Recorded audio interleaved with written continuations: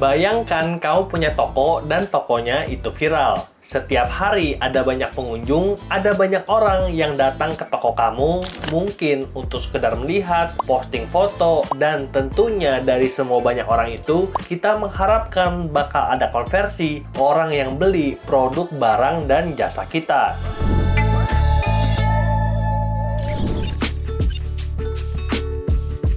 Nah, sayangnya jenis pengunjung juga ada macam-macam. Ada pengunjung yang datang dengan niat baik, tapi ada juga pengunjung yang datang dengan niat yang tidak baik. Contohnya, preman yang memang pengen bikin rusuh, atau ormas yang pengen minta uang tanpa harus bekerja.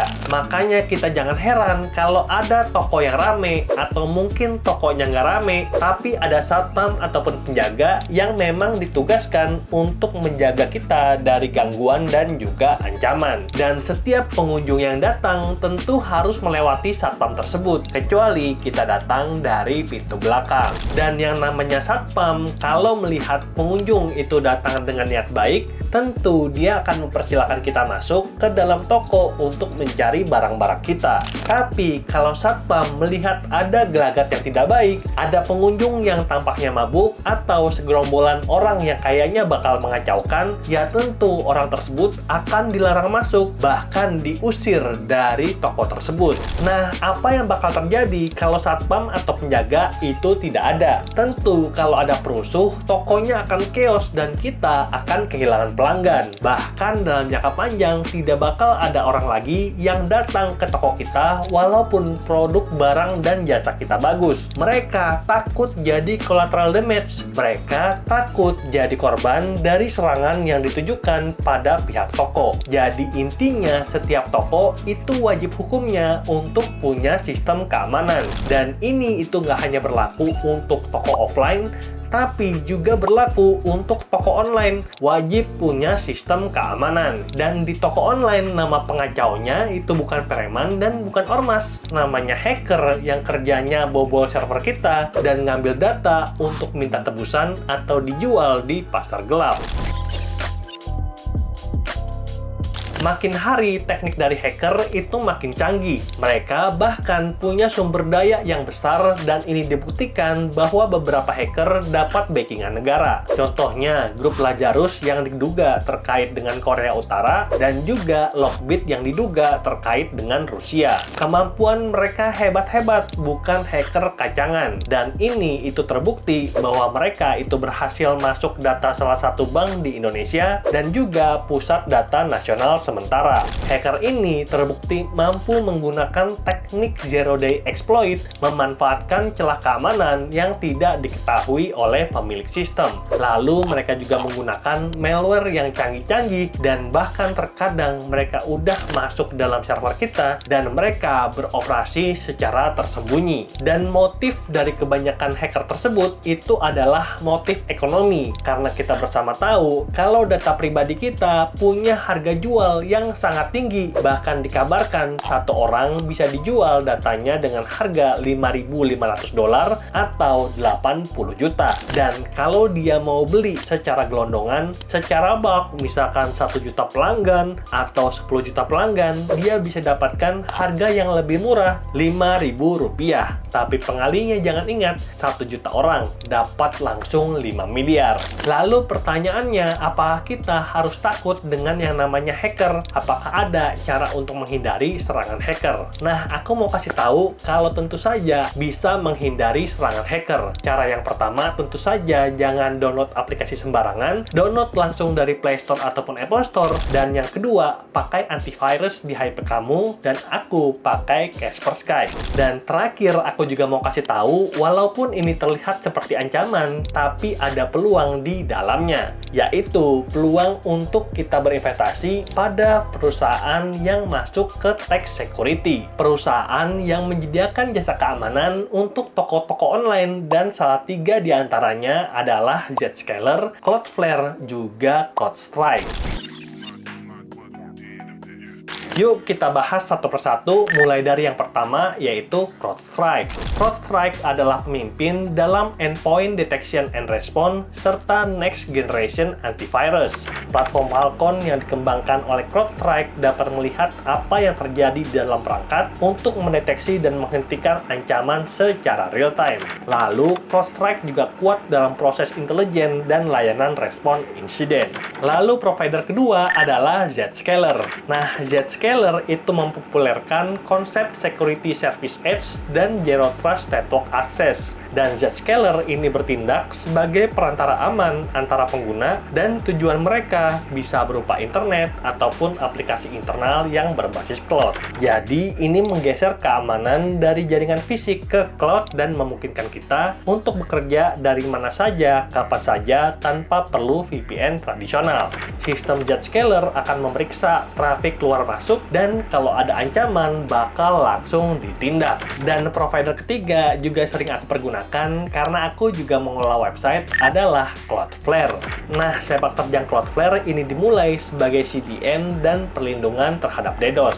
Tetapi sekarang telah berkembang pesat dan Cloudflare dapat menjaga server web serta aplikasi kita, melindungi dari serangan yang datang dari internet seperti DDoS, bot jahat, serta upaya peretasan dengan metode WAF. Lalu, yang namanya Cloudflare bisa mempercepat pengiriman konten ke pengunjung seluruh dunia, dan Cloudflare juga punya mekanisme untuk memeriksa trafik masuk ke properti web kita. Cloudflare punya solusi yang namanya Cloudflare Access dan keamanan email yang membuatnya sedikit tumpang tindih dengan Zscaler di beberapa area.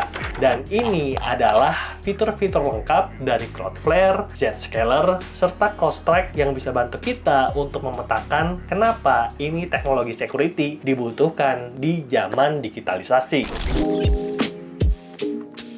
Nah, tadi aku sempat mention yang namanya security adalah salah satu peluang kita untuk mendapatkan keuntungan di pasar saham. Tapi sayangnya, saham di security di Indonesia itu jarang banget. Yang kutemukan cuma satu, namanya ini. Lalu, kalau kita pengen lebih banyak option, kita harus bergerak ke pasar saham Amerika di New York Stock Exchange, dan aplikasi yang kita pergunakan namanya adalah GoTrade ataupun Peluang. Pada video kali ini, aku akan menjelaskan cara beli saham Amerika pakai aplikasi GoTrade, dan layar handphoneku ada di samping sini, di mana aku punya portofolio $2.271 dan sekarang lagi minus $51,8 atau 2,23%. Lalu untuk portofolio lengkapnya adalah sebagai berikut, di mana aku punya posisi aktif di 5 perusahaan: Cloudflare dan Zscaler yang merupakan security company, Broadcom untuk memproduksi chip yang kita pergunakan dan digunakan hampir di 99% perangkat dunia untuk tersambung ke internet,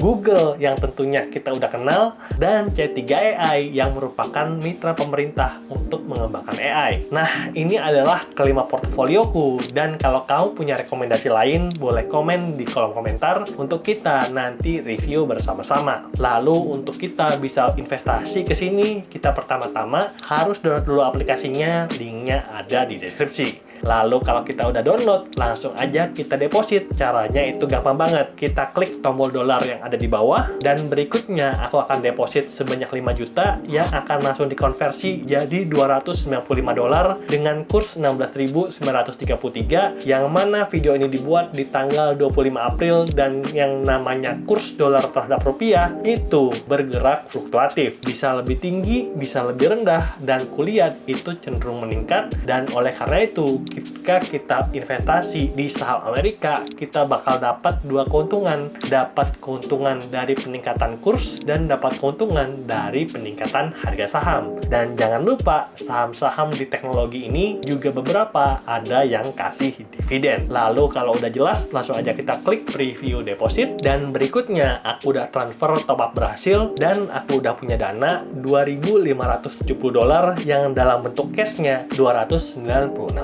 Lalu untuk investasinya, kita akan masuk satu persatu mulai dari yang paling atas Cloudflare sampai yang paling bawah C3 AI, dan aku akan tunjukkan. Kita langsung aja klik sahamnya. Nah, aku punya saham itu ada 5. Yang pertama adalah Cloudflare yang naik 185% dalam 5 tahun, lalu Zscaler naik 63,89%, Broadcom naik 493%, lalu Google naik 122%, dan C3 AI naik 709%. Lalu karena aku yakin ini masih punya peningkatan jangka panjang, punya potensi yang sangat bagus, langsung aja kita klik trade. Lalu berikutnya aku pilih tombol buy yang ada di baris kedua karena aku cuma pengen beli one time, dan kalau kamu pengen nabung rutin, kamu bisa pakai opsi yang recurring buy. Tapi aku sarankan untuk pilih yang kedua aja, yang buy untuk satu kali one time. Kita klik buy. Berikutnya uangku yang $296,92 aku bagi 5 rata jadi $59,38 untuk semua saham kecuali buy.ai yang kubeli di $59,40. Lalu kita klik preview buy. Berikutnya dari $59,38 itu akan ada potongan fee trading $0,18, dan oleh karena itu aku sarankan untuk setiap kali pembelian saham minimal $33 atau sekitar 500.000 agar fee tradingnya maksimal dan kita bisa dapat cuan yang maksimal. Kalau udah jelas, langsung aja kita klik swipe up untuk buy, dan berikutnya untuk pembelian berhasil dan uangnya akan langsung masuk, kita bisa lihat detail di bagian portofolio. Dan inilah portofolioku sekarang. Aku punya akun $2.580, dan kalau kamu itu belinya sebelum jam 20.30, aku mau jelasin satu konsep yang namanya jam buka bursa. Di Amerika itu buka dari jam 20.30 sampai jam 4 pagi, sedangkan ini berbeda dengan Indonesia yang buka dari jam 9 sampai jam 4 sore. Jadi, kalau kamu beli saham Amerika di luar jam 20.30 sampai jam 4 pagi, maka ordermu akan pending dan akan masuk di jam bursa Amerika yang berikutnya.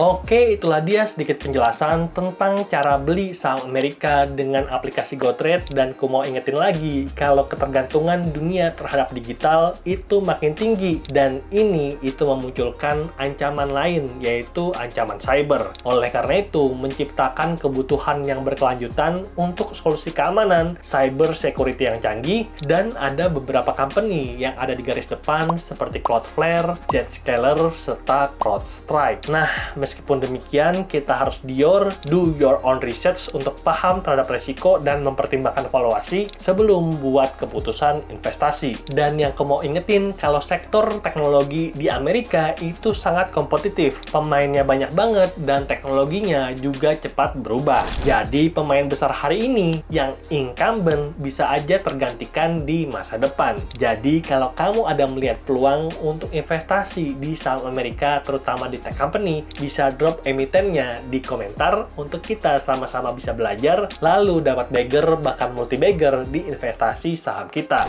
Oke, mungkin segitu aja videonya, dan kalau kamu butuh diskusi lebih banyak, bisa join ke grup Telegram kita Explain ID, di mana kita sama-sama belajar untuk nabung bersama-sama agar nantinya kita bisa punya tabungan yang cukup jadi top 1%, keluar dari jurang kemiskinan, keluar dari kelas menengah untuk kita bisa hidup layak.